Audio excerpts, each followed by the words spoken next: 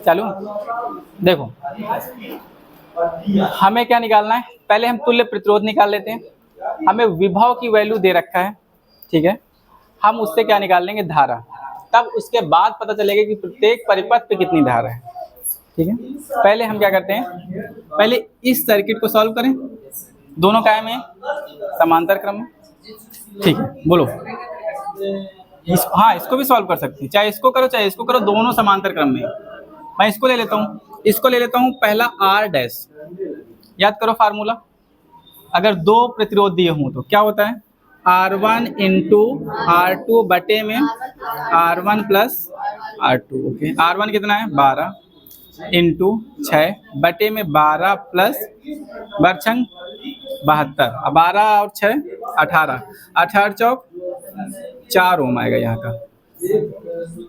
उसका देख लेते हैं, R डबल डैश कर लेता हूँ मैं, तो हो जाएगा 12 गुणे 4 बटे में 12 प्लस, ये कहाँ से आया पता चल रहा है ना, ये वाला फार्मूला अप्लाई कर रहे हैं, 12 चौक 48 और 12 4 16 48, तो कितना है 3 ओम।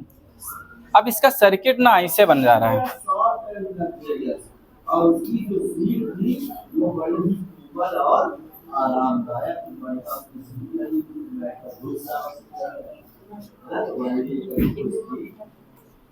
चार ओम है, 3 ओम है, और ये कितना है 3 ओम, ठीक है।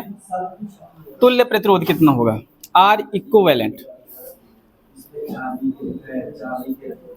अब सब कहाँ में है, श्रेणी क्रम में, कहीं पे धारा बढ़ रही है नहीं, ठीक है। तो क्या हो जाएगा, R dash plus R double dash, R dash की वैल्यू कितनी है 4 प्लस 3 प्लस 3, 4 3 7 3 10 ओम, ठीक है। ये निकालने में किसी को समस्या आ रही है नहीं। अब देखो, अब हमें क्या चाहिए, धारा। तो पूरे परिपथ में यहाँ से सप्लाई कितना हो रही है, धारा का मान कितना है, देखिए V बराबर होता है आई आर, तो I बराबर हो जाएगा V बटे में R। V की वैल्यू कितनी है 10 वोल्ट और R की वैल्यू कितनी है 10, काटो कितना आ जाएगा 1 एम्पियर, या 1 एम्पियर की धारा क्या हो रही है, प्रवाहित हो रही है, ठीक है। अब 1 एम्पियर की धारा यहाँ पे डिस्ट्रीब्यूट करनी है, कर लोगे, निकाल पाओगे, इसके पास कितनी गई, इसके पास कितनी गई, इसके पास कितनी, इसके पास कितनी, सबको चाहिए ना धारा। विभव तो चलो ठीक है, यहाँ से 10 वोल्ट गया तो यहाँ भी 10 होगा, और इसके पास भी 10, इसके पास भी, आगे भी ऐसे चलता रहेगा, विभव तो समान रहेगा इसमें। यहाँ पर थोड़ा सा चेंजमेंट आएगा विभव का, और यहाँ पर क्या होगा, अगर हम धारा की बात करेंगे तब समस्या आ जाएगी, ठीक है। इतना नोट करो, फिर धारा निकलवाते हैं।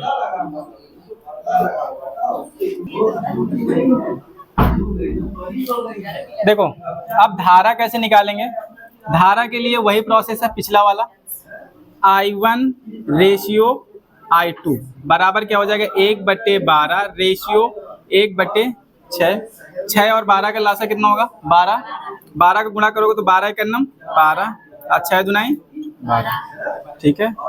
टोटल कितना आ जाएगा 3, हमें चाहिए I1, ठीक है। I1 इज इक्वल टू कितना हो जाएगा, इसके पास कितना है 1/3, और नेट कितना है 12 नहीं है 1 है, 1 एम्पियर है, ठीक है।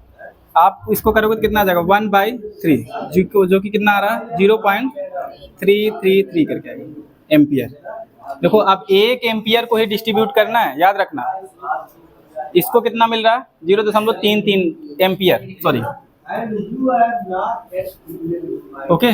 अब I2 को इसी तरह देख लो, I2 इज इक्वल टू कितना हो जाएगा, I2 के पास कितना था 2/3 इंटू 1, तो हो जाएगा आपके पास 2/3 0.666 ऐसे करके चलेगा, ओके।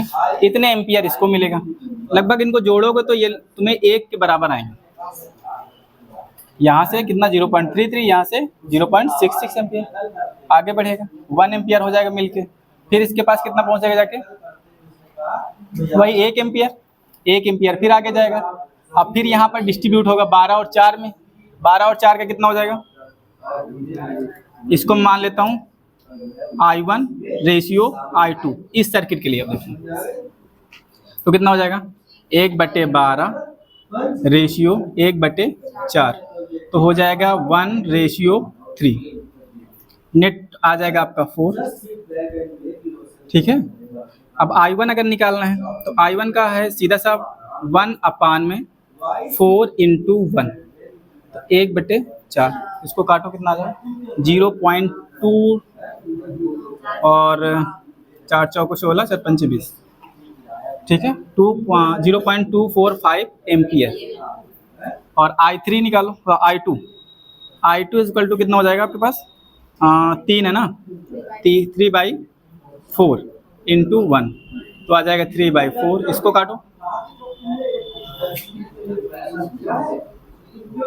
4 7 28 0.7 और 4 पंचे 20 तो 0.75 एम्पियर।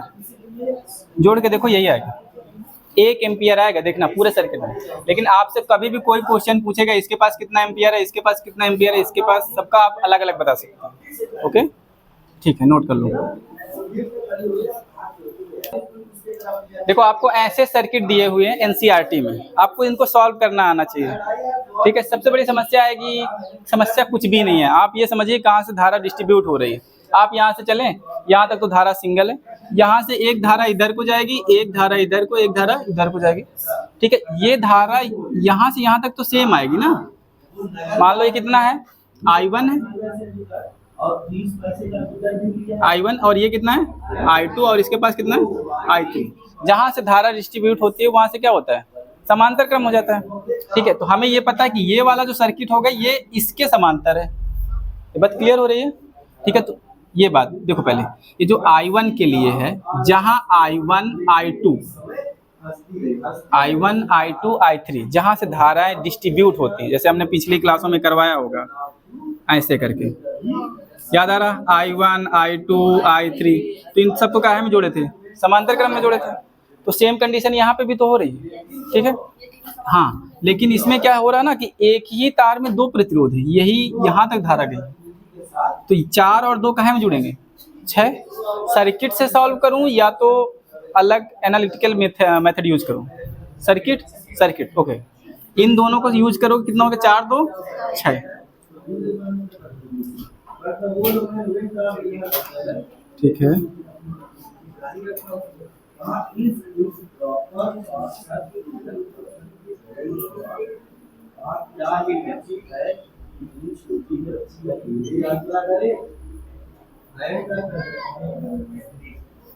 इसके पास कितना है 6 ओम हो गया।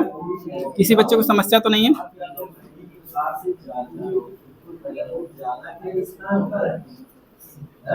किसी बच्चे को इसमें समस्या है नहीं। अब ये दोनों कहाँ में है समांतर में। समांतर का सीधा सा फार्मूला है आपके पास R डैश बराबर लगाओ R1 × R2 बटे में R1 + R2। R1 कितना है 6 × 3 बटे में 6 + 6 × 18 और 9 9 दूनी आपके पास 2 ओम आ गए। इन दोनों का सोल्यूशन कितना है 2 ओम। आप अगला सर्किट बनाइए।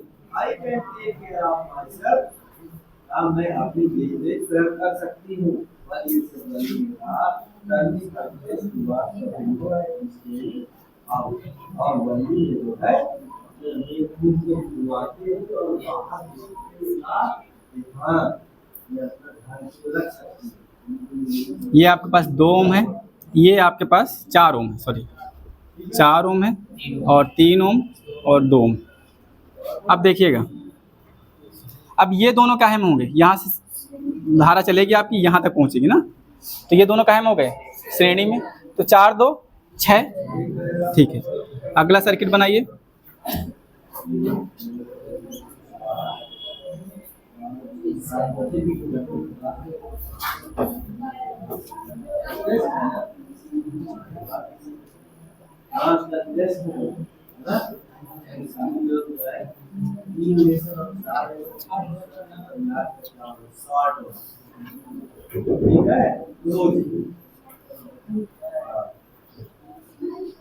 ठीक है। अब 6 और 3 काहे में है समांतर क्रम में। ठीक है, अब 6 3 का फिर से निकाल दीजिए। आर डबल डैश 3 गुणे 6 बटे में 3 प्लस 6 वही आएगा आपका 6 3 18 बटे में 9 9 दूनी 18 2 ओम आ गया। अब ये सर्किट को यहाँ लेके आता हूँ। अब आपके पास सीधा सीधा सा ये है, आपने पूरा कैलकुलेट कर लिया इन दोनों का सम। ये ए हो गया है, ये आपके पास बी हो गया, ये भी कितना है 2 ओम और ये भी कितना है 2 ओम। अब मेरे ख्याल से आर इक्विवेलेंट में किसी बच्चे को परेशानी नहीं होनी चाहिए। 2 + 2 कितना आया 4 ओम। ये आपका फाइनल आंसर आएगा। ए और बी के बीच में तुल्य प्रतिरोध कितना है 4 ओम। ठीक है, ओके।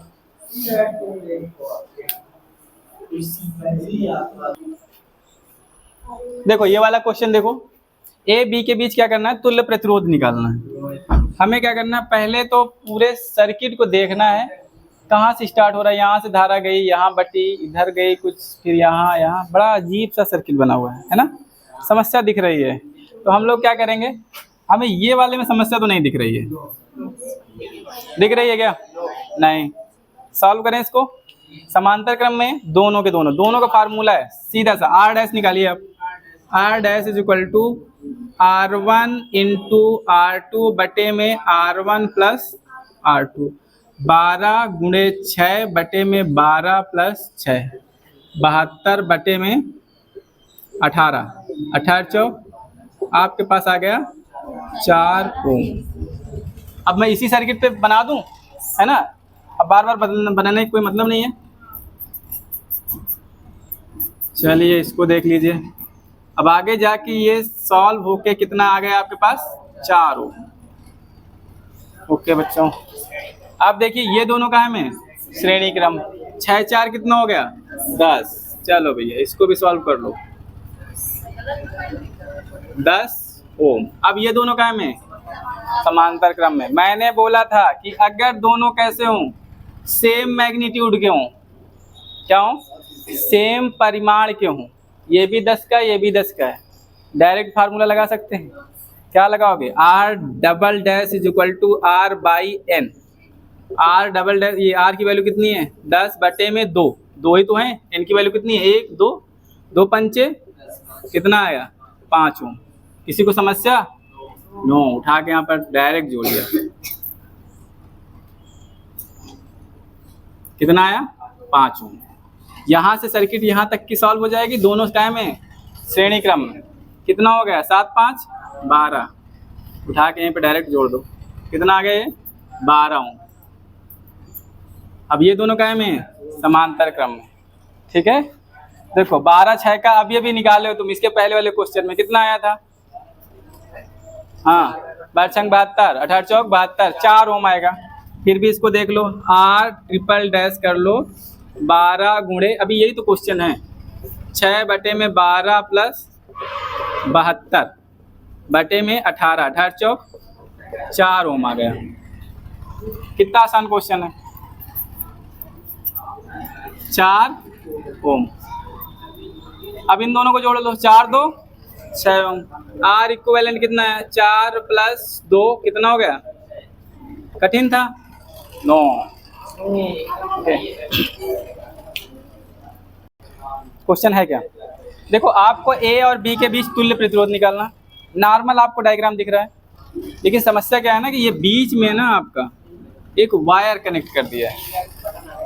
ठीक है, अब आपको जब HW में इसको सॉल्व करना तो क्या टेक्निक लगाना, वो आप मुझसे कल बताना क्या टेक्निक लगाए हो, कैसे सॉल्व किए हो, कितना कितना सबका आंसर है।